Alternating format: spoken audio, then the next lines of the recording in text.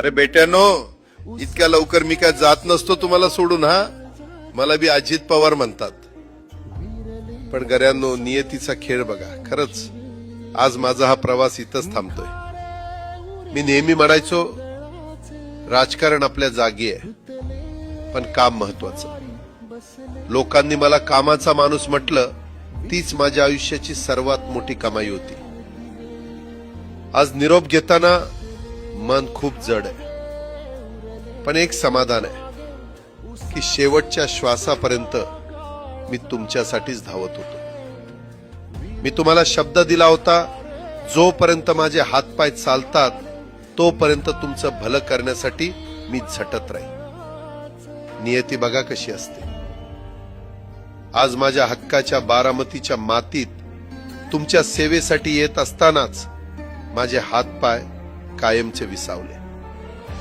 पण मला अभिमान वाटतोय की मी रिकाम्या हाताने नाही, तर तुमच्या कामाची फाईल छातीशी धरूनच या जगाचा निरोप घेतोय.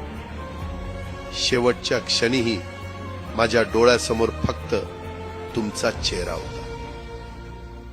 माझा स्वभाव थोडा रोखठोक होता.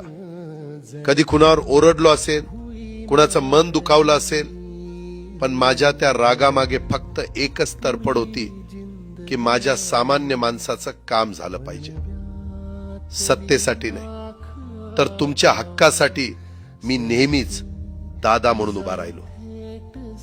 आता मी निरोप घेतोय, पण महाराष्ट्र थांबता कामा नये. माझी जबाबदारी आता मी तुमच्यावर सोपवतोय. राजकारण करा, पण विकासाची गती थांबू देऊ नका.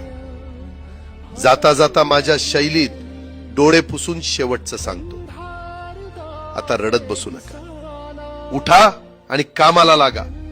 माझा महाराष्ट्र आपल्याला अजून खूप पुढे न्यायचा आहे. तुमचाच कामाचा माणूस अजितदादा पवार. सुटले धागे उरले मागे